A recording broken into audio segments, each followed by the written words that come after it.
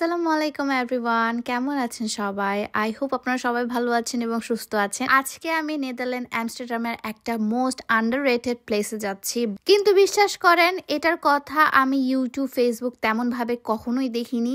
এটা হচ্ছে একটা খুব সুন্দর ভিলেজ টাইপ এবং এটা মাত্র 30 মিনিটের রাস্তা আমস্টারডাম থেকে। তার আগে আমি একটা মেকআপ ভিডিও বানিয়েছিলাম আমার YouTube channel Arts of Pear জন্য। সেখানেই আমি আমার মেকআপ ভিডিওটা আপলোড করেছি এবং আজকে ফর দ্য ফার্স্ট টাইম চ্যানেলের এই টিন্টেড ফাউন্ডেশনটি যেটা আছে সেটা আজকে আমি রিভিউ করব। আপনারা দেখেছেন এর আগের ভিডিওতে যে আমি চ্যানেলের এই হচ্ছে টিন্টেড ফাউন্ডেশনটা কিনেছিলাম। সো আমি আজকে এটা পরবো এবং এটা দিয়ে মেকআপ টিউটোরিয়াল অলরেডি আমি বানিয়ে ফেলেছি। Just look at my coverage, আমার কাছে খুব ভালো লেগেছে এবং খুবই স্মুথ একটা বেস আমার কাছে লাগছিল এবং আমার কাছে মনে হচ্ছিল যে আমার আউটফিটের সাথে আমার এই মেকআপটা খুব সুন্দর করে গিয়েছিল। বাই দ্য ওয়ে, এই শার্টটার আর কোনো প্রিন্ট নেই। আপনারা যদি অর্ডার করতে চান আপনারা আমার পেজ থেকে অর্ডার করতে পারবেন, বাট প্রিন্টটা কিন্তু অন্যটা আছে, এটা আমরা আর দিতে পারবো না। আপনারা চাইলে অন্য প্রিন্টের শার্টটাও কিন্তু অ্যাভেলেবেল আছে, আপনারা ইনবক্স করতে পারেন। আমি বলছিলাম কোথা থেকে কি কি নিয়েছি এবং সব কিছু কি কি আউটফিট চেক দিচ্ছিলাম আর কি। এটা আমি রিলস আকারে পোস্ট করে দিব নে। তারপর হচ্ছে আমি রেডি টেডি হয়ে এখন চলে যাচ্ছি বেলমার স্টেডিয়ামটা যেখানে আছে সেখানে হচ্ছে আমস্টারডামের খেলা ছিল, তো সবাই সেখানে খেলা দেখতে এসেছিল, তাদের টিমকে সাপোর্ট করতে এসেছিল। বেশ ক্রাউড ছিল ওই দিন আর অনেক গরম ছিল সেই দিন এবং এই গরমটাই আসলে আমি চাচ্ছিলাম, কারণ ভাই আমি এত ঠান্ডা আমার পছন্দ না, আমার সবসময় একটু গরম ওয়েদারই পছন্দ ছিল। তো আমাদের সাথেও কিন্তু এবার যাচ্ছিল তুর্য ভাইয়া এবং হচ্ছে খাদিজা এবং তুর্য ভাইয়া, সবাই মিলে আমরা চলে যাচ্ছিলাম জায়গাটাতে।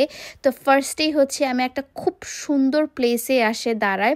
এটার রাস্তাটা যেটা আছে না, মানে হচ্ছে যেখানে আমরা যাচ্ছি সেটা হচ্ছে আপকোটে যাওয়ার যে রাস্তাটা এটাই অনেক বেশি সুন্দর ছিল এবং আশেপাশের ভিউটা জাস্ট অসাধারণ ছিল। মেইনলি আমরা কয়েকটা প্লেসে জাস্ট দাঁড়িয়েছি ছবি তোলার জন্য, কারণ জিনিসগুলো এত পরিমাণে আমার কাছে ভালো লাগছিল। আর ফর দ্য ফার্স্ট টাইম গিয়েছি ভাই, আপনারা অনেকে বলতে পারেন বিদেশ গিয়ে এরকম ছ্যাঁচড়ামি করতেছে, ছ্যাঁচড়ামি না, কারণ জিনিসটা হচ্ছে কি এত সুন্দর সুন্দর প্লেস, আমি যেহেতু একদম ছবি তুলতে খুব পছন্দ করি, ভিডিওস করতে পছন্দ করি, তাই একটা সুন্দর জায়গা দেখলে আমি কিন্তু আমার হাজব্যান্ডকে বলি একটু থামাও না ছবি তুলি, একটু থামাও না ভিডিও করি।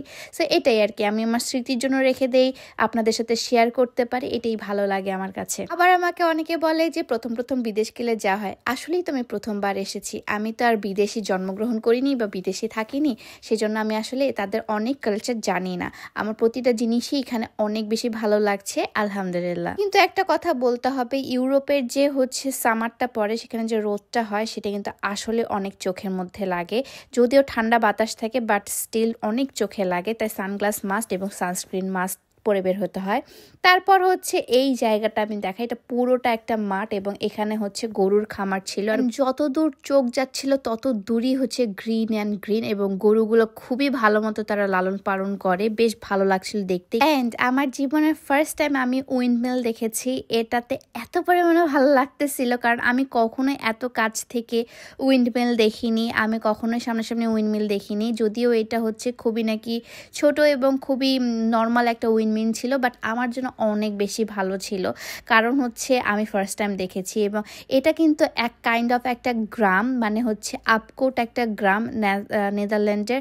আমস্টারডাম থেকে 30 মিনিট লাগে যেতে এবং জায়গাটা অনেক বেশি সুন্দর, বাট আমি এই জায়গাটার কথা না কোথাও আমি দেখিনি। অ্যান্ড আপকোট আমার কাছে মনে হচ্ছে মোস্ট আন্ডাররেটেড একটা প্লেস, বাট আমার কাছে অনেক বেশি ভালো লেগেছে কারণ এটা আমার বাসা থেকে অনেক কাছে ছিল, মাত্র 30 মিনিট এবং এটা ক্যাসেল ছিল না, মানে তাদের চার্চ ছিল আমি ঠিক জানি না, বাট খুবই সুন্দর ছিল এবং এই ভিউটা মনে হচ্ছিল প্রতিটা ভিউই মনে হচ্ছে ছবি তোলার মতো, প্রতিটা ভিউ হচ্ছে সিনেম্যাটিক বা হচ্ছে আপনার ফটোজেনিক, এত পরিমাণে ভালো লাগতেছিল কেন এই শহরটাতে গিয়ে আমি বুঝতেছিলাম না। আর এই শহরে একটু সাইকেল কম, এই শহরে হচ্ছে গাড়ি বেশি, কারণ এটাতে সবাই গাড়ি দিয়ে যাতায়াত করে এবং এই শহরে আছে বোট, আপনাদেরকে বোটটাও দেখাবো। আমরা কিন্তু শহরের মধ্যে চলে এসেছি এবং শহরটা কিন্তু অনেক ছোট, অনেক জিনিস এখানে অ্যাভেলেবেল নেই, বাট হচ্ছে অনেক ছোট এবং এটা হচ্ছে তাদের পুলিশ স্টেশন। পুলিশ স্টেশনটা দেখছেন কত সুন্দর। আমি আর খাদিজা মিলে হচ্ছে এখানে স্ন্যাপ করছিলাম এবং আমাদের দুইজনকারই এখানে ফার্স্ট টাইম আসা।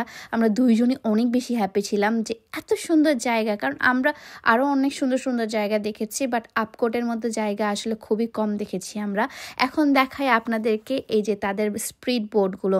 তারা কি করে জানেন, তাদের গাড়ির পিছনে এরকম একটা স্পিড বোটটা হুক লাগায়, তারা গাড়ি করে সামনে দিয়ে চালায় নিয়ে যায়।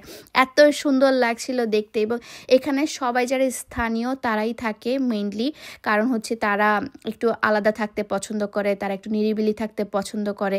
এত সুন্দর লাগছিল দেখতে। প্রতিটা বাড়ির সামনে হচ্ছে একটা একটা করে বোট, দেখেন প্রতিটা বাড়ির সামনে একটা একটা করে বোট, তারা খুবই গোছানো। তারপর আমরা একটা ক্যাফেতে এসে বসি। ক্যাফেটাও হচ্ছে খুব তাড়াতাড়ি বন্ধ হয়ে যায়, এখানে 8টা বাজার পর সব কিছু অফ হয়ে যায়। সো আমাদের অলমোস্ট তখন 7টা বাজতেছিল এবং তাদের কিচেন ক্লোজ করে দিয়েছিল, তো অনেক কিছু আসলে অ্যাভেলেবেল ছিল না। এটা অনেক অ্যাস্থেটিক ছিল এবং ক্যাফে থেকে যে সানসেটটা ছিল এটা একটা মাইন্ড ব্লোয়িং সানসেট ছিল। আমার সানসেট খুবই পছন্দ এবং তার সাথে ছিল আমার পছন্দের ক্যারামেল চিজ কেক।